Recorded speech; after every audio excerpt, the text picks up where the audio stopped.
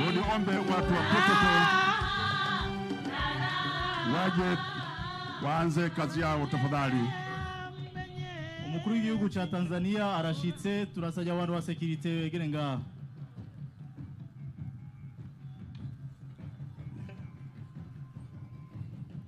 Ya. Mheshimiwa Rais, kama ilivyokuwa pale mwanzoni, anapokelewa na wenyeji wake waziri wa kilimo, waziri wa viwanda, lakini mkuu wa mkoa wa Dodoma, katibu mkuu wa wizara yetu ya kilimo Gerard Mweli yuko hapa, lakini bila kumsahau mwenyeji wetu Nduwimana Nazare. Asante sana MD wetu.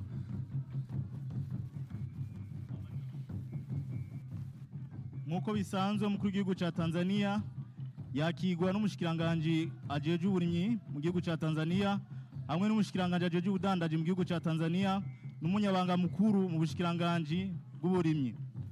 Naam, Mheshimiwa Rais amekwisha wasili. Tupige makofi mengi kabisa. Kwanza watoto wawili wa kike wadogo kabisa wanampa upendo Mheshimiwa Rais wa Jamhuri ya Muungano wa Tanzania. Ni heshima kubwa kabisa. Sasa anazungumza nao kwa upendo mkubwa na kuwakumbatia. Huu ni upendo mkubwa wa kiongozi wa nchi. Sasa Mheshimiwa Rais anapita kusalimia viongozi mbalimbali ambao wako hapo tayari kwa kwenda kupata maelezo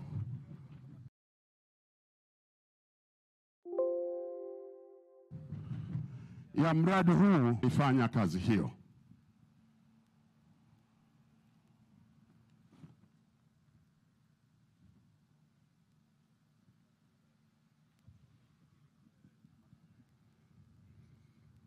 Ya, sasa Mheshimiwa Rais wa Jamhuri ya Muungano wa Tanzania akiingia kwenye eneo hili ambako atakutana na mgeni wake Rais wa Jamhuri ya Burundi, tayari kwa kupata maelezo.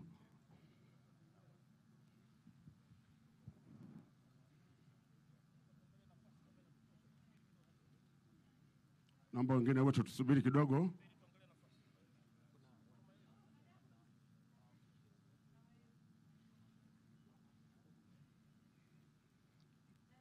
Naona wanasalimiana. Naomba waandishi mrudi nyuma ili nafasi iwepo. Abamenyesha makuru musubiri nyuma kugira ikibanza kisiboneke.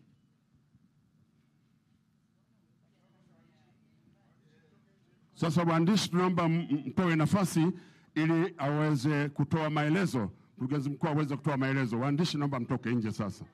Abamenyesha makuru turasabye musoke hanze. Abamenyesha makuru turasabye musoke hanze. Naomba wote tutoke nje tafadhali, tuache nafasi hapa kwa ajili hiyo. Wote tutoke nje tafadhali. Mwese abamenyesha makuru musoke hanze. Turabasabye musoke hanze abamenyesha makuru. Naomba maelezo yanatolewa kwa hapo mbele, kwa hiyo naomba wote mtoke hapo nje tafadhali. Kusiwe na mchangamano tena mwingine.